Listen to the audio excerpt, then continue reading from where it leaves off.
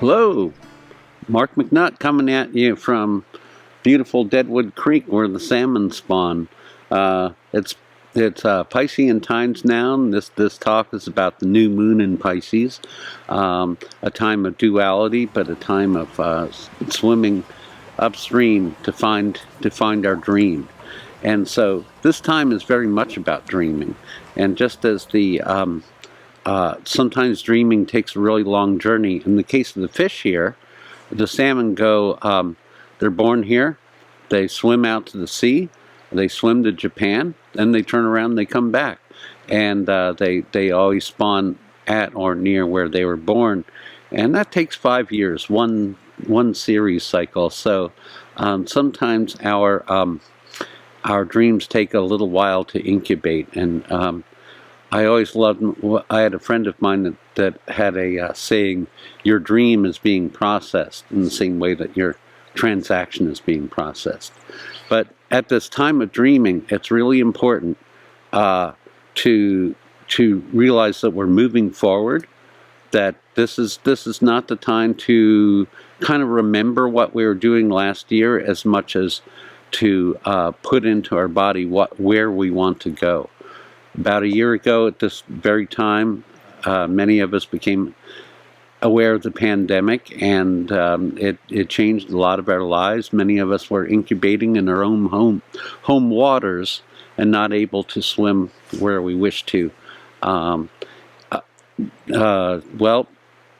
those times are changing, and it's a time to actually look at the next step, the next cycle, because right now, as the new moon goes into, as it's a new moon in Pisces, it will be in a few days. This is filmed on Thursday. We'll have Sun and Moon in Pisces, and we'll also have Venus and Neptune conjunct in Pisces, an exact conjunction, conjunct, cojoined together within the same degree. That's also known as combust. So Venus has to do with love, relationship, harmony, balance, and how we seek out our social agenda with each other. It's also very much about our artistic expression and so forth. Neptune is said to be a higher octave of Venus. The inner planets, the visible ones up to Saturn, have a higher octave function as well, and Venus is reflected in Neptune. So it's a very similar vibration. Neptune is more like the ethereal palette of what's possible. So with Venus conjunct Neptune, which goes on, well, it goes on every year for a few days, but it's very significant. It's going on now and under the new moon, and Venus catching up to the sun in a few days, and the moon in a few hours. Venus, the planet of love and relationship, is it's dissolving our past connections at this time. There's a release from the past that is now very much possible, and a movement into the future. Neptune is the planet that has to do with dreaming. Neptune is most at home in the sign Pisces, and has been in Pisces since about 2010. And Neptune's had a particularly strange ride lately, because there's been a lot of when I first visualized Neptune in Pisces, I was like, oh boy, okay, again, the dreamscape and all that. But the dark side of dreams is illusions. Hello, you can move now. Thank you. Anyway, the dark side of dreaming being illusions, and there's just been so much of a readiness to want to believe in something, anything that fits our political agenda, our social agenda, or what we want to have happen. We find solace in these things. But let's face it, we should focus on what's real. The planets that are, when we look at the wheel of this time now, we'll see that on one side of the picture is Pluto and Capricorn. On the other side, Uranus and Taurus. And these are the two Earth planets. There's also Mars and Gemini right now. We'll talk about that momentarily. But the two Earth planets right now, the two planets in Earth, are the mover and shaker Uranus and the planet of transformation, Pluto. So Pluto is a higher octave of Mars and has to do with like taking action on a really kind of do or die level. Last year was pretty much ruled by Pluto. That's the best way of putting it. With all the conjunctions with the Capricorn planets and Pluto, we saw massive change, massive transformation around society as a whole. And Pluto is still on one end of the spectrum, and then on the other end, Uranus and Taurus, with us all year, is moving and shaking, and there's a reshuffling going on under this earthquake. At the time of greatest change are the times when there's the most movement can happen.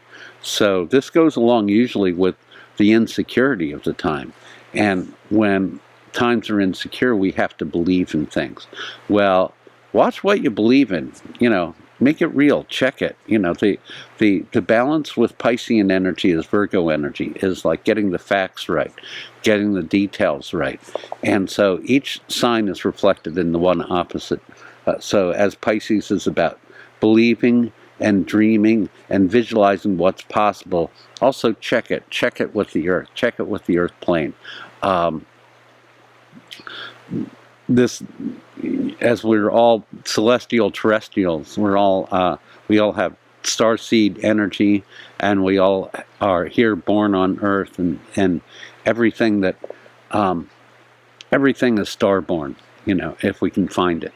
So this is a powerful time of not so much manifestation as bringing in the next paradigm, visualizing it. So the quest is, how clear can you make your vision? Because here we have those 4 planets in Pisces, Sun conjunct Moon, the new moon always starting a new beginning, Venus conjunct Neptune. That's 4. They're only a few degrees apart. And so there's kind of a unity going on around that, even within the duality of the swimming in opposite directions. So the danger with Pisces is about believing in the illusion, and also about not recognizing the other side. It's like you're swimming in a certain direction, but you have to be aware of the currents that are coming at you too.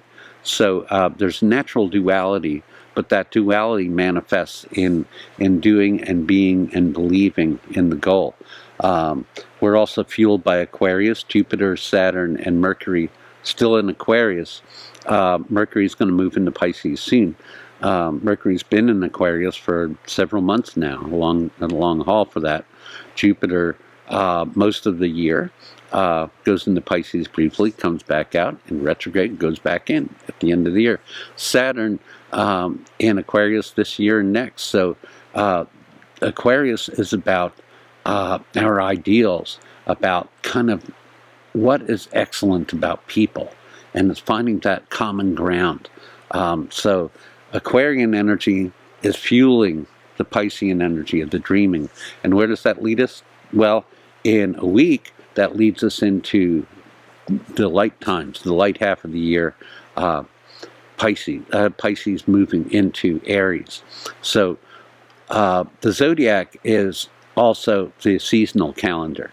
So as the sun moves into Aries, and it becomes spring equinox meaning equal night, then what happens is day and night are equal, and there's the equilibrium is shifted. And in the light half of the year, it's easier to dream light dreams.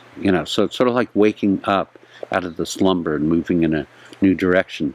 Aries is about taking the initiative, being fired up, the initiation of new things. So that's happening in a week. So right now we're looking at the dream time, and we're moving to the next level of things. Where's this going to take us? Well, it's going to take us where your vision lies. So I hope that you are gearing up to a beautiful, beautiful ride. May it go downstream for you, and may you be fired up in the beauty of spring. So wishing you all well, and feel free to get a reading and support your friends and everything they do.